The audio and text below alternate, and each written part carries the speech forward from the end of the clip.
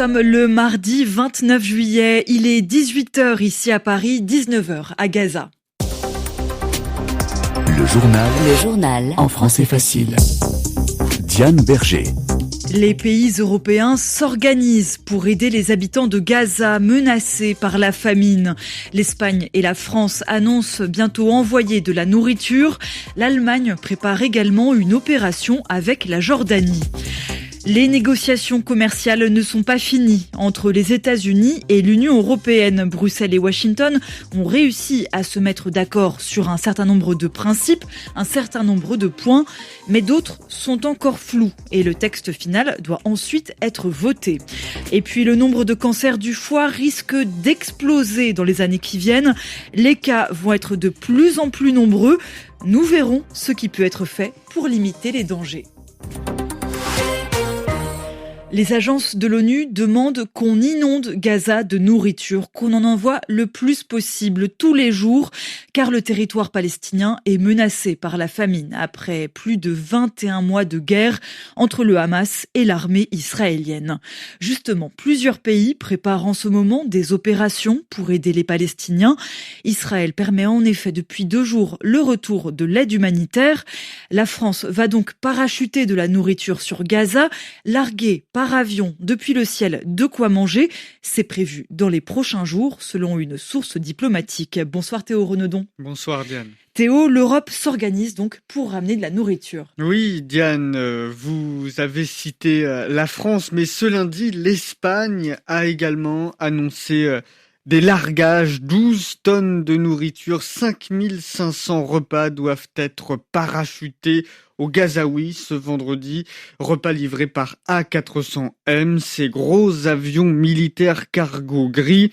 Annonce de l'opération par le Premier ministre espagnol Pedro Sánchez. Parce que la famine à Gaza est une honte pour toute l'humanité. Et l'arrêter est donc un impératif moral, un impératif humanitaire et un impératif politique. Donc là, c'est la position espagnole, celle du Premier ministre socialiste Pedro Sánchez. L'Allemagne veut mettre en place un pont aérien humanitaire au-dessus de Gaza. Oui, l'Allemagne, le plus fidèle soutien à Israël, reconnaît une situation humanitaire catastrophique dans l'enclave palestinienne. Le chancelier allemand Friedrich Merz reçoit ce mardi le roi de Jordanie pour parler logistique, c'est-à-dire de comment concrètement ça va se passer. Jordanie, pays voisin d'Israël, poste avancé de l'aide aux Palestiniens. Les Britanniques pourraient eux aussi se joindre à l'opération, Diane. Des explications signées Théo Renaudon. Donc voilà pour les opérations d'aide humanitaire.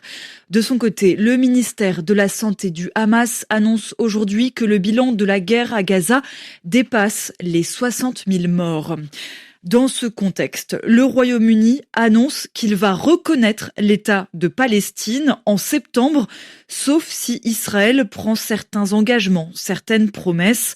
La France, elle, n'avait pas mis de conditions à sa reconnaissance de l'État de Palestine. La France qui durcit le ton contre les colons israéliens. Leurs violences en Cisjordanie sont des actes de terrorisme. Je cite le ministère des Affaires étrangères français. C'est la première fois qu'il emploie de tels mots pour qualifier les colons. Un autre pays prend des mesures contre l'extrême droite israélienne. Les Pays-Bas ont déclaré persona non grata le ministre israélien de la Sécurité nationale, Itamar Ben-Gvir, et le ministre des Finances, Bezalel Smotrich. Cela veut dire qu'ils ne sont plus les bienvenus, ils n'ont plus le droit de venir aux Pays-Bas. Les deux hommes sont ceux au sein du gouvernement israélien qui tiennent les propos les plus durs contre la population palestinienne. Nous vous en parlions dans le journal en français facile d'hier. Les États-Unis et l'Union européenne sont arrivés dimanche dernier à un accord sur les droits de douane.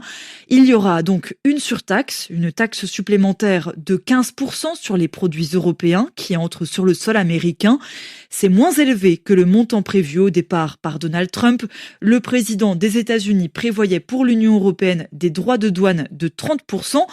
Mais il faut aussi préciser que ce n'est qu'un accord de principe, ce n'est pas un document définitif. Justine Fontaine, que va-t-il se passer maintenant ? Comment est-ce que cela va se passer concrètement ? Pour l'instant, rien n'a été signé, aucun document commun n'a été rendu public et plusieurs questions se posent encore. Par exemple, quelle est la liste précise des produits européens qui seront exemptés de droits de douane aux États-Unis, c'est-à-dire qui ne paieront pas de droits de douane à l'importation? Ou encore, autre question, y aura-t-il des quotas sur l'aluminium et l'acier et pour quel volume? Autrement dit, quelle quantité de ces métaux pourrait être envoyée aux États-Unis depuis l'Europe sans payer de taxes supplémentaires? La Commission européenne assure qu'une déclaration commune avec les États-Unis sera publiée ce vendredi pour confirmer par écrit les grandes lignes de l'accord. Vendredi, c'est l'échéance, la date qui avait été fixée par Donald Trump pour trouver un arrangement. Mais cette déclaration, ce document, n'aura encore aucune valeur juridique ou légale. En réalité, les négociations vont se poursuivre sur tous les points, tous les sujets qui sont encore flous.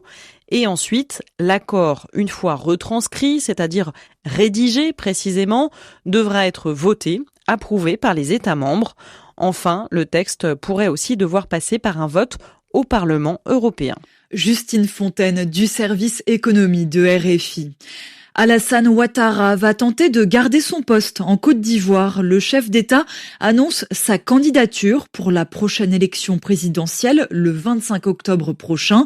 Il l'a annoncé cet après-midi dans un discours diffusé sur les réseaux sociaux. S'il gagne, ce serait la 4e fois. Alassane Ouattara promet des élections apaisées, démocratiques et transparentes. L'opposition, elle, est inquiète, notamment en raison du rejet de plusieurs candidatures, dont celle de Tidjane Thiam et de Laurent Gbagbo.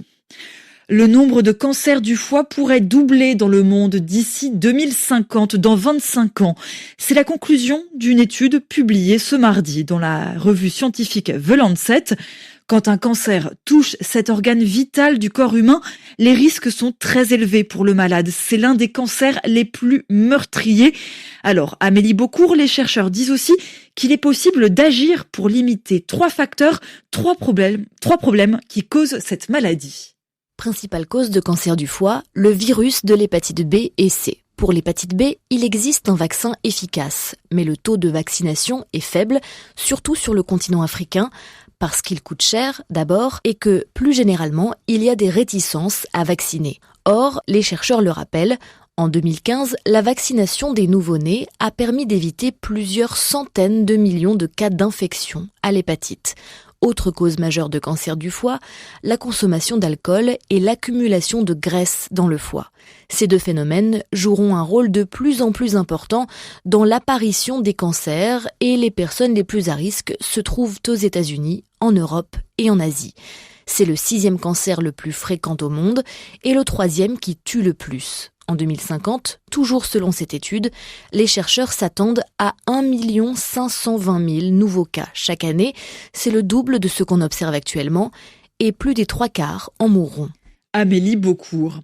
Le nord de la Chine frappé par un déluge, c'est-à-dire de très fortes pluies. Elles ont provoqué des inondations et des glissements de terrain, des pans de terre qui se sont détachés du reste brutalement, soudainement.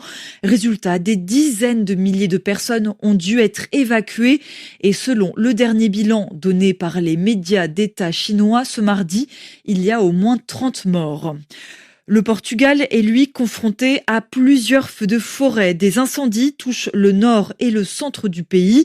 Les flammes sont favorisées par les températures élevées et des vents importants, des vents soutenus. Plus à l'est, en Europe, l'Albanie a également été touchée par de nombreux incendies ces dernières semaines. Les autorités annoncent avoir arrêté au total 18 personnes accusées d'avoir allumé volontairement ces feux. Depuis mi-juin, les flammes ont détruit en Albanie plus de 12 000 hectares de végétation. Et puis en sport, la 4e étape du Tour de France Femmes vient de se terminer.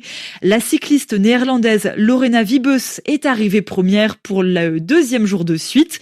Mais pour l'instant, au classement général, en reprenant donc toutes les étapes, c'est toujours Marianne Vos qui est première de cette grande course en vélo à travers la France. Il est maintenant 16h10 en temps universel. Vous pouvez retrouver ce journal sur le site francefacile.rfi.fr.